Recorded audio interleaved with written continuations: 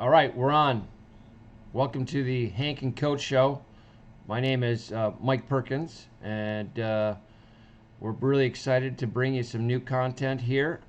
We're sponsored by CIH Media, a new media website and platform that will be hosting podcasts and blogs, and also be doing some streaming of sports in Orange County. So we're really excited. I want to introduce my partner on the show. It's going to be our first show back at it. We were previously on under another name, and we were just mostly doing audio. But now we're here. We're doing video and got in the game. Everybody else is doing it, so why not us? So I'm going to give my partner Henry Thompson Smith. You'll know him as Hank. A chance to talk about himself for a few seconds here, and then we'll get into a little content for today. So we're really excited to bring you the Hank and Coach Show, and Hank, welcome. Up?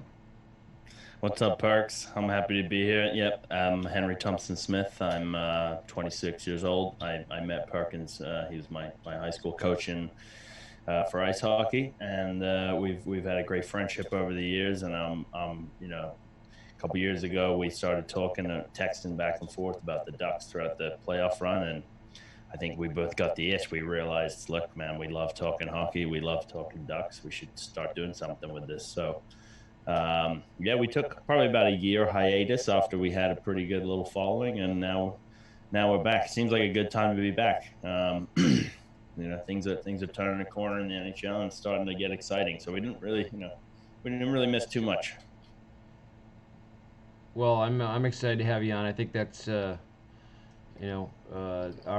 love for the game of hockey is really what's brought us together. For you being a lifelong Anaheim Ducks fan, and then for me growing up in the Midwest, growing up outside the Twin City area, Minneapolis, St. Paul area, I grew up a Minnesota North Star fan, and then when the North Stars left and went to Dallas, I was a man without a team. And so I moved to Southern California and become involved with Ducks programming and working inside the Ducks world.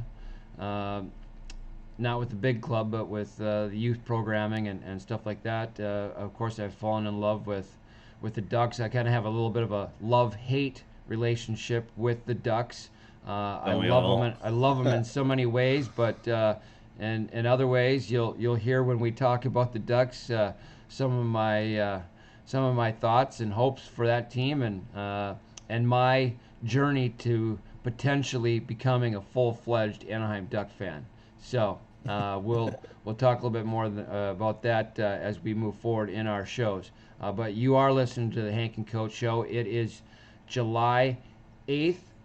We're broadcasting 6:26 in the morning. I think we're going to be 9:26 over here, baby. No, and that's one other part of it. And part of our battle to try to get together is Hank lives on the East Coast in New York City, and I'm here in Orange County, the greater Los Angeles metropolitan area. So we do have a 3-hour time difference between the two of us. But again, we're ready to get going with some content and talk a little bit about the hockey world and the NHL, and maybe a little bit outside of it at times. But predominantly we'll be talking Anaheim Ducks NHL hockey and what goes on in NHL that's surrounding the Anaheim Ducks. So, where are we at today, Hank? Let's get into it. So, I think something pretty exciting straight off the bat that I didn't really see coming from the NHL was, a possible extension to the CBA. So, back in September, there was an option for them to reopen negotiations that both sides, the PA and the NHL, said, nope, we're going to keep it. So it would run through the expiration of 2022. Now, because of this coronavirus and the new playoff format, they had to come to the table to negotiate the circumstances surrounding that. And by that happening, it looks like they've come to. Looks like we're going to push to 2026. Yeah, and they have tentative start dates for camps, July 13th is the start date for training camps, and the hub cities of Toronto and Edmonton. So things are starting to get real here, and we're seeing videos and photos of guys training on the ice, and um, it feels like we're hockey's back. Well, I think the exciting part for fans is that if this pushes through, we're not going to have any problems or any talk of a lockout or any problems between the NHLPA and the NHL owners. Hypothetically until 2026, and for you, Hank, who's involved on the legal side of things in our regular world. Maybe you can talk a little bit about what that looks like for us as hockey fans. We've had several uh, instances across the NHL time where we've had either lockouts or a break in hockey. But if we kind of go back to where the hockey union came from, the NHLPA. In fact, in Yep. 1957, Ted Lindsay really tried to get a hockey union going for the players to make sure that the players were being treated correctly by the owners. At that time, players were not being paid very much, comparatively speaking, in the professional sports world. And then we didn't have an NHLPL and PA until 1967, and it's had quite a storied process from 1967 until now. So I mean, from a legal standpoint, there's just a lot of, for the regular hockey watcher, and what that means is there's just a lot of legal jargon that goes on in those conversations that the regular layperson doesn't understand. Right. No, that's right. And I mean, the simplest way to put it is a lot of people, think it's very complicated with sports, but at the end of the day, you know, the players are members of a union, and the league is the management. And the collective bargaining agreements govern, the working conditions and the hours that these players, or any worker for that matter, engages in, and they have to be negotiated. There are some things in the CBA that are called mandatory subjects that the owners have to come to negotiate, and some that they can just unilaterally institute. So there are a lot of issues that need to get worked out over CBAs, and we've seen through Gary Bettman, he's had 4 lockouts since he's been commissioner. A lot of people bash Bettman. He's one of the best lawyers, I think, in sports. I think his training at Proskauer before coming to the NHL, like he knows what he's doing, but he's a tough negotiator. And at the end of the day, that's why you see these things crop up. Is they're not very simple issues. They're complicated, and CBAs are a pain to deal with. So it's really good to see that we're not gonna we're not gonna have any issues to 2026. Well, it's Unless really something Gary crazy Bettman's happens. job to be the go-between the owners and the players, Right. and love them or hate them. And aside from the breaks that we've had in play, I've always felt that he's done a pretty good job of. That's a pretty contentious world there between ownership and players trying to get what they feel they deserve, and the owners trying to get what they feel that they deserve from all the revenues that are coming across the table, which obviously the NHL has expanded and grown. To not to get too deep into where hockey stacks up in the professional sports world. I think for most of us, we'd like to think that hockey sits right behind the big three of football, basketball, baseball, or actually probably it's football, baseball, and then basketball when it comes to numbers. Actually, yeah, I mean, obviously each professional sport has their top end guys, and the numbers that players are making keep rising and rising and rising. But in the NHL, we're not doing too bad. We're following close behind, but our players, at least in my opinion, I think the players in the NHL get a honest wage. I think the league minimum now is somewhere around the $750,000 to $800,000 range. That's for a incoming player or for a low end player. That's a pretty good living per year. Telling me, man, that's crazy. I mean, 800 grand. I mean, anyone can live off a minimum $800,000. I mean, a year for the rest of your life. I'm taking that to the bank right now. So that's the NHL's come a long, long way.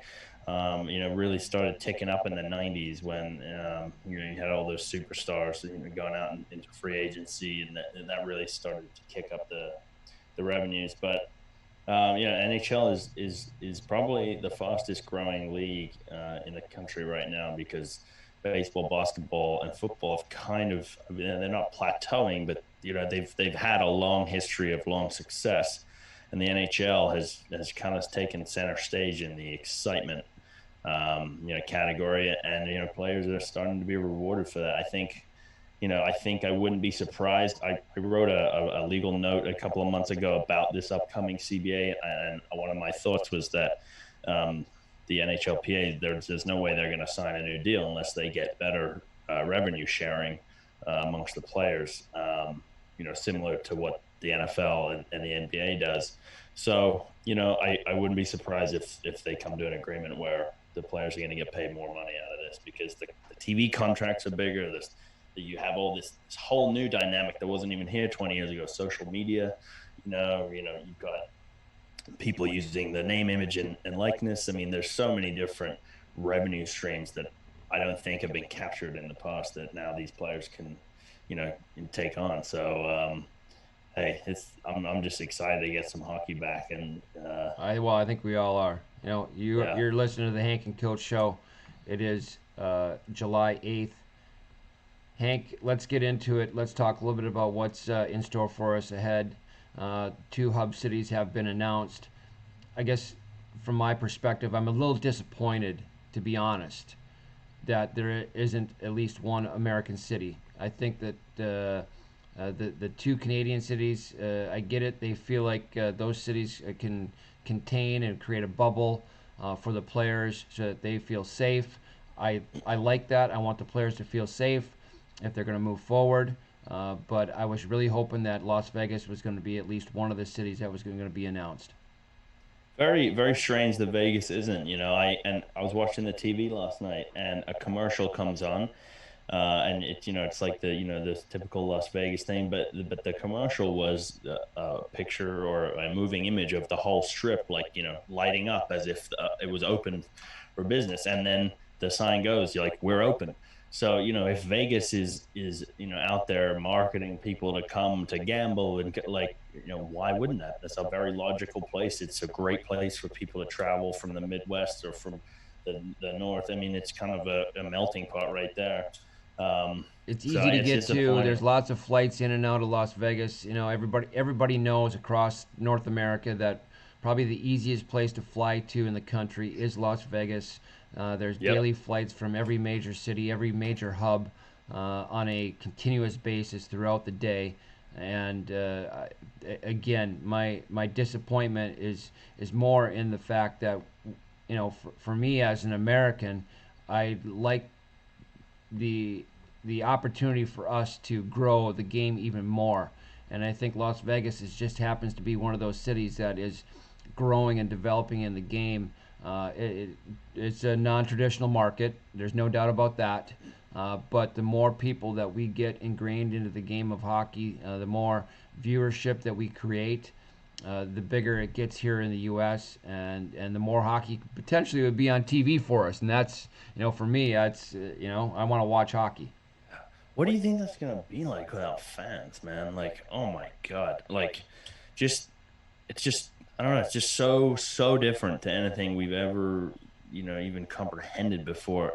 Like when a huge goal goes in, and the horn goes off, you're gonna hear, all the fucking rights, boys. Like you're gonna hear all that. There's gonna be a lot of hoopla on the ice that you would never hear with a Yeah. full Oh, it's gonna crowd be going great. on. There's if you're a mouse in the corner, or if you just happen to be sitting in one seat up, and you will hear everything that's going on. It will be booming noises and sounds around those arenas for everybody to hear. So that will be interesting to see how they take that on, especially live broadcasts of those games, and if they'll try to subdue Yeah. the volume, Take. because listen, a hockey game can become very heated, and if you start hearing everything that's going on out there, it's going to be pretty interesting.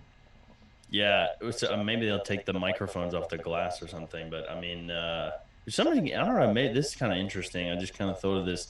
Maybe they pump some sound into the arena. You know how football stadiums have been notorious for doing that to irritate the other quarterback. Like I don't know. Maybe you throw some loud noises in the arena, get the atmosphere going. I'm gonna be interested to see how that goes down, but I don't think they'll pump sound in there. I Yeah, think that would the be. players would be pissed off more than anything. Yeah, I think that the players would have about 5 minutes of that, and they'd be like, "Okay, enough. We just want to play hockey." Yeah. Yeah, it's going to be interesting. There'll no doubt be an asterisk next to this Stanley Cup, but the cup is a cup. And so one thing I guess we can tangentially move on to, which is related to these playoffs, which is it's pissed me off, is the draft lottery that just happened uh, 2 weeks ago, last week, 2 weeks ago. 2 weeks ago. So yeah, man, what are your thoughts on that? Because I think the fact that the NHL let a playoff team receive the number one overall pick is a joke, and I get it because there would be, is it 15 or 16? There would be 16 teams that would have had a chance in a normal lottery for the first overall pick, but from pick 7 down to 16, the chances are like less than 1%, right? And now all of a sudden you've got a team that was not going to the playoffs originally, who is going to land Alexis Lafreniere, who is, arguably, on a level similar to, I don't want to say it, but McDavid, Crosby, McKinnon, like he's a ridiculous player, you know? Well, I guess the question really lies in the fact that you have teams that have a shot at the Stanley Cup, or they have a shot at the first pick. And the best one since McDavid, I'd say. Right? So I don't know. I mean, if you're a team, you'd be in for a long playoff haul. Which even if you won the first, I'm not saying anybody's gonna throw a game or throw a series, but those bottom end teams. I don't know. I mean, maybe some of the teams are looking like, okay, we're gonna put our best foot forward here. We're gonna try to, we got a shot. We wouldn't have typically gotten into the playoff round. We got a little bit of a gift, so now we're gonna give it everything we got, and maybe we're just gonna give it a real good run. So that would be interesting on that side of things. If we had one of those teams make it all the way through to the Stanley Cup final, that would be quite a story. But the other side of it is that if you do lose in that preliminary round, that you have that opportunity to be that number one pick. And that's, I don't know. I mean, there's some teams that if I would be pretty upset. If I was Detroit, I'd be upset. If I was San Jose, I'd be upset. Um, So yeah, so I mean the teams that have the chance to win are guys that I don't know, they don't need a first overall pick, The Oilers, the Blackhawks, the Predators, the Coyotes, the Canucks. These are teams that have done a rebuild and have a really solid core. The Predators have almost won a cup for the last 4 years. The Oilers, they're finding their way. They just need a good goaltender. The Blackhawks did really well this season, despite a lot of old guys on the shelf. The Wild, the Flame. I mean, these teams do not need a first overall pick. I don't know. I just wish there was some more thought in that. Same with the East Conference. You kidding me? The Penguins. If the Penguins lose in the first round and they get the first overall pick, I think we march on NHL in New York and we protest. you're gonna go right down there in Manhattan and march right on the offices, huh? It's crazy, dude. I mean, if that happens, there will be riots somewhere. I mean, that would be ridiculous. But who knows? Maybe the Rangers will get him, and the Rangers suck, so they'll never win anything. You're listening to the Hank and Coach Show. It is July 8th, 2020. Hank and Coach back on the air after a year hiatus. We've been dabbling around with trying to get back on the air here and bring content to some fans that we've built up over the last year and a half. And we're excited to be back on the show. Hank, let's talk a little bit about the Anaheim Ducks right now and where they're at with their roster and what the cap space looks like for them. Some potential moves that they could make to free up some cap space. At least for me, I think the Ducks need to go out and find a couple of defensemen to kind of really bolster their back end. But we can't forget about the fact that we're going to need some scoring. So does that come from within our current lineup, or do we have to go out and find some scoring to bring in? So a couple of things. I think so. The biggest thing is it's Ryan Getzlaf's last year on his contract. So that's good for us because it's $8.2 million that I mean he kind of deserves that money, but his next contract is not going to be that much. Scoring.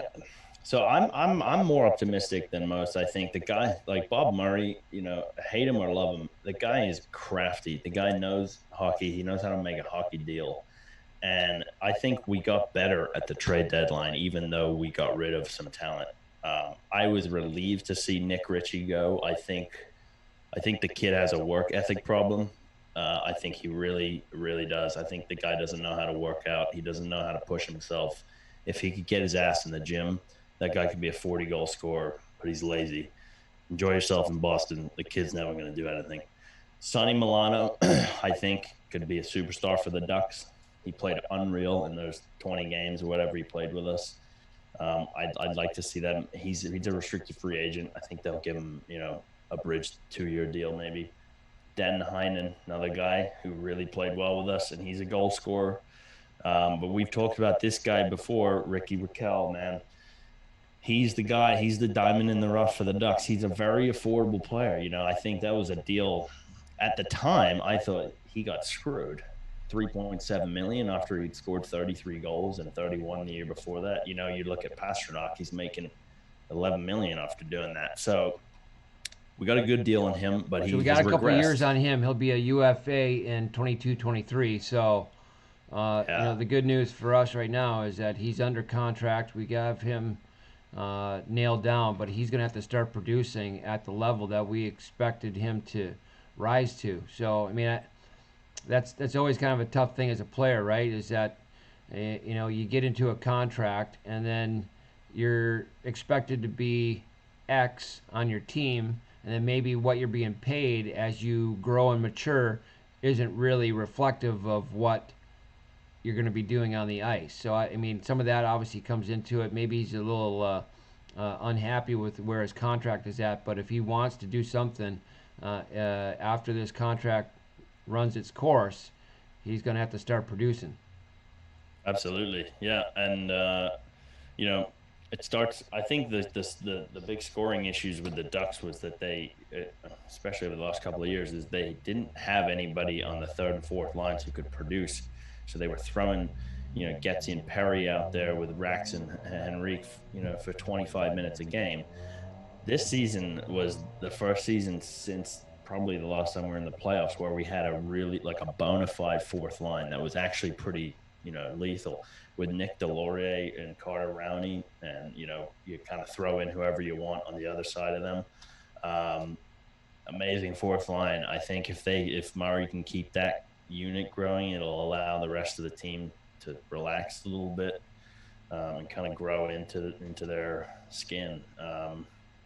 Troy Terry is my guy to watch, I think, for this next season. He was my guy to watch for this season, and he made strides. And he played well, but he also, you know, he played a little scared sometimes. I think he just needs to put the puck in the net, man. We got some real good goal scorers on this team. So if we want to clear up some cap space, I mean, are there any players that are in your mind that we could move, or to kind of I mean, when Yeah. I think about that type of question, I look at a guy like David Backus, and Mm-hmm. he's at what, 4.5. Yeah. Um, That's Well, and the that one could thing that could that's clear out some room for a couple of players. absolutely, and I liked getting him on the team just for a leadership perspective and just to have him in the locker room. But at that money, it's a little crazy. When the Bruins signed him 2 or 3 years ago, I don't know. I wanted the Ducks to sign him when he was a free agent, and I thought they'd give him 1-2 million, and then I see the Bruins handing him out like that kind of money, after he's been concussed like 7 different times. I mean, there's no way. So Backus would be a great buyout, but I don't know if we can do another buyout because of Perry. This season is going to suck in terms of buyouts because so Simone Dupre, his buyout's pretty much done, but he'll still be on the books, but Yeah, he's he's not done. Yeah, carrying he's any done. cap. Corey, that's such a sad story too, man. What I mean, Simone Dupre could have been our number one D, man. It's just whatever. Sorry. And then Corey Perry, man, 6.6 million on the cap hit for this season for his buyout. And then it goes back to 2 for the next 2 years. So this is a tough season. Bob Murray hinted at it. He said, "Look, we got to be tight the next year. Like it's going to be pretty rough." Um, so yeah, it's gonna be tight. So Backus is a guy I would think of moving.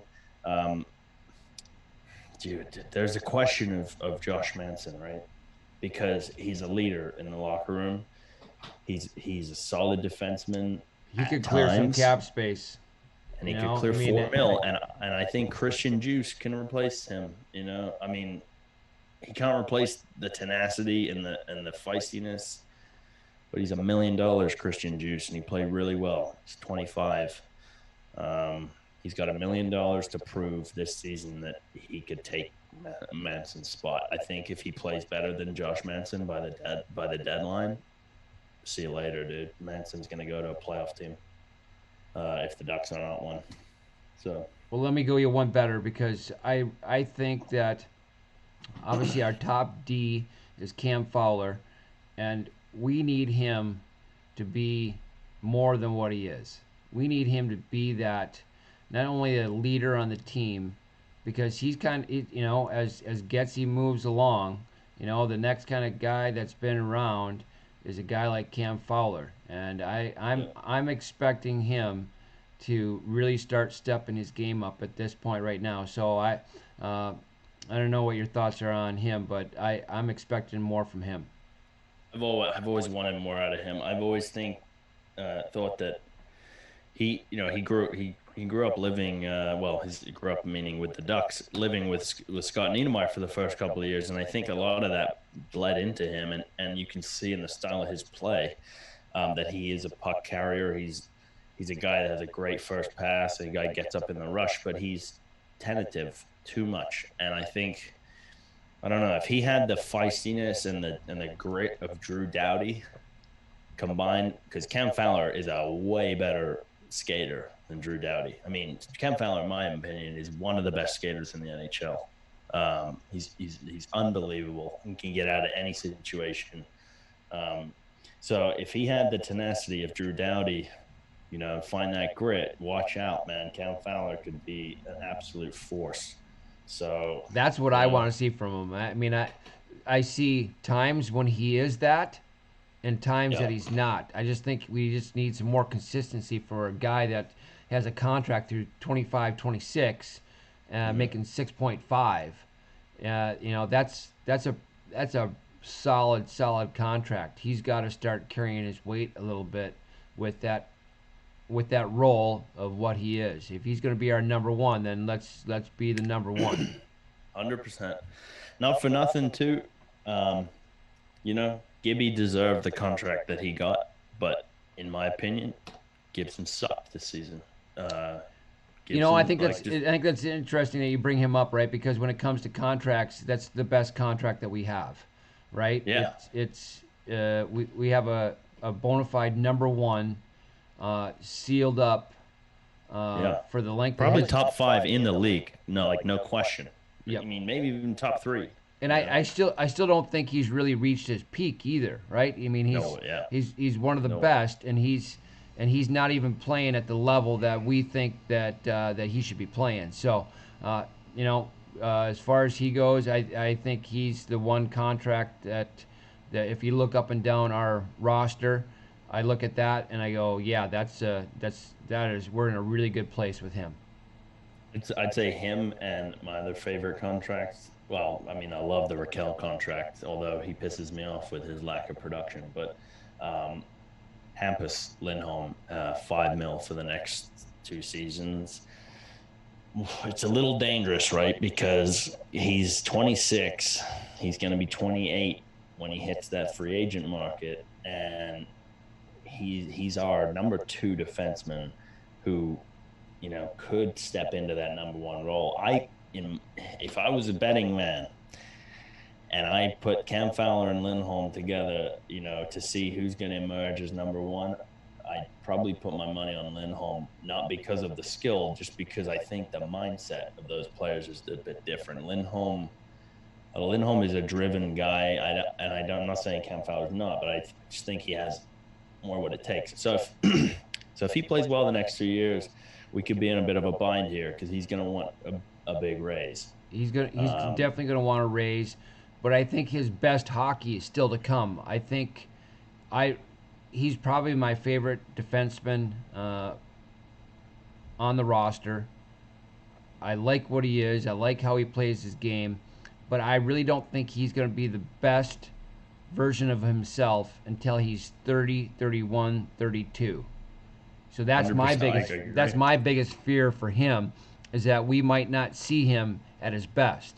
We have we would have developed him, grown him, and turned him into a bona fide top two defenseman on any team, and we might not see him at his best in his NHL career, which I don't like Yeah. that. I don't think they'll ever move Lindholm. I think they'll move Manson before that. So, and speaking of Lindholm, and this year the Ducks will pick sixth overall, which is their highest pick since 2012 when they took Lindholm with the sixth pick. Wouldn't be surprised if the Ducks take another guy off the board this year. I mean, when he was picked at six, he I think he led the NHL in every single category at the combine for fitness, which was big for Murray. So that was a big reason they picked him, and he turned into a pretty damn good player. So it should be interesting to see who they take with the six overall this season. I wouldn't be surprised if it's a D-man. We need another good D prospect. Well, you've been listening to the Hank and Coach Show, and we're going to wrap it up here today, Hank. Great job on our first show.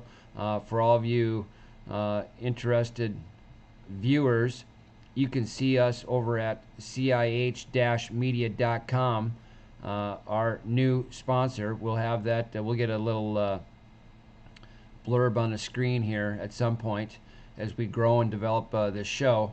But excited to be bringing this content to you. Excited to continue this and grow this.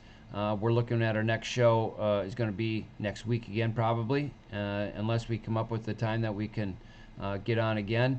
But as far as it stands right now in the hockey world, we're just kind of waiting for that first date for teams to get to camps, and then we'll have some content to go along with that, and then we'll continue to try to dig up some information on what's going on here with the Anaheim Ducks.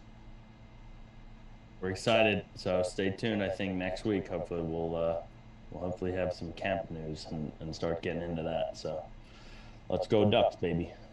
Again, you've been listening to the Hank and Coach Show.